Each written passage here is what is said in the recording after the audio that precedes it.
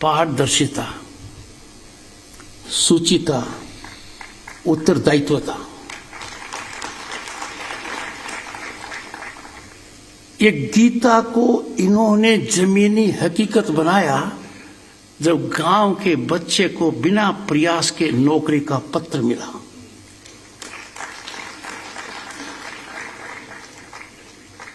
He is a foot soldier of Gita philosophy.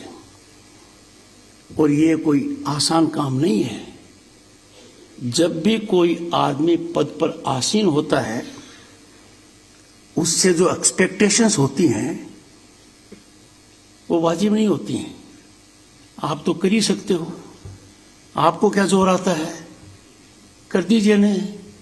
पहले होता रहा था, आज भी कई जगह हो रहा है। आप क्यों संकोच करते हो? क्या इसलिए मुख्यमंत्री बनाया है, हमारा थोड़ा सा काम नहीं करोगे? उस समय बड़ा मजबूत रहना पड़ता है। This man, the Chief Minister of Haryana, has withstood all challenges spinally to live up to the highest expectation of Gita.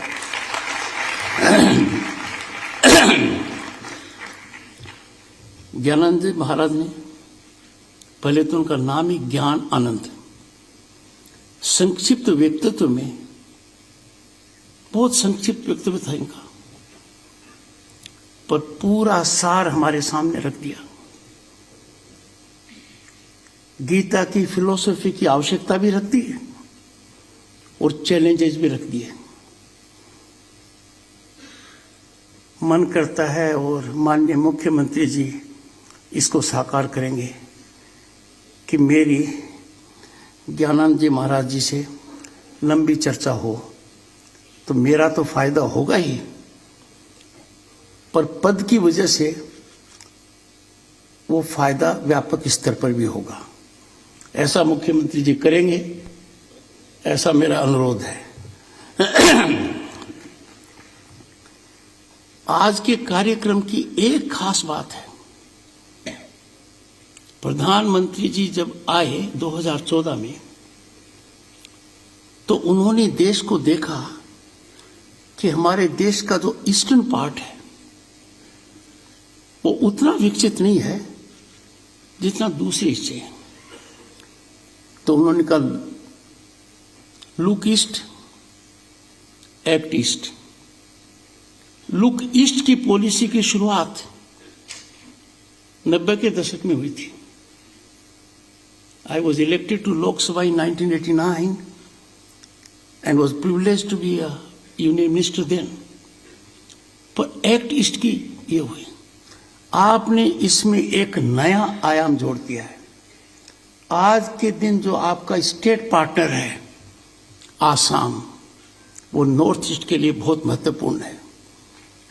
Participation of Assam is a very qualitative, significant development, and it will catalyze situation about Gita in that part of the world where it is most needed.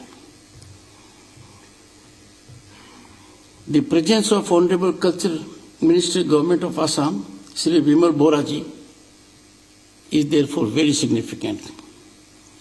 Honorable Member Parliament, Lok Sabha Kurukshetra, Shri Nayab Saini ji, and of course, I can't miss the presence of a Rajya Sabha member.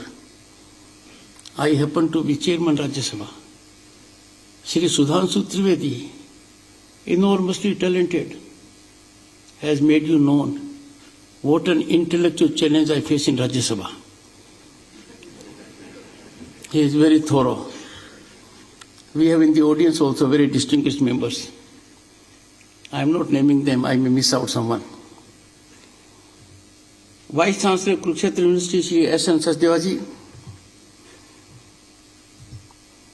The presence of Shri Pavan Kumar Borthakur ji, a very senior officer, 1989 batch, Chief Secretary of Assam, is very, very important.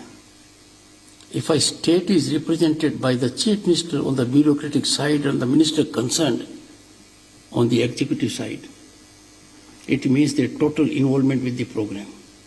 मेरे मन में कोई शंका नहीं है, गीता की philosophy आपके कार्यक्रम का मूल तत्व है, नॉर्थ ईस्ट में पूरी तरह से खिलेगा, and this will fructify, I have no doubt about it. I must recognize the presence of Dr. L.R. Vishnoi. He is in Northeast but son of the soil, DGP Meghalaya. Second world war के बाद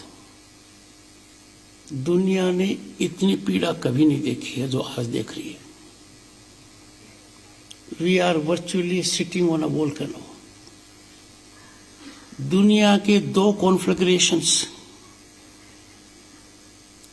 one Iraq, one Israel Hamas, another Ukraine Russia, are too well known. Gita की philosophy की relevance is as relevant today as never before. और भारत के प्रधानमंत्री श्री नरेंद्र मोदी जी ने, जैसा कि माननीय मुख्यमंत्री जी ने कहा, दो हिस्टोरिक स्टेटमेंट्स दिए हैं. पहला स्टेटमेंट था उनका करीब 1.5 साल पहले, we are not living in an era of expansion. कोई देश अपनी सीमा एक्सपेंड करना चाहे तो that era is gone.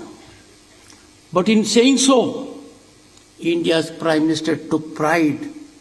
This country, never in its history, has thought of expansion. We have suffered invasions. We have suffered incursions of all kinds.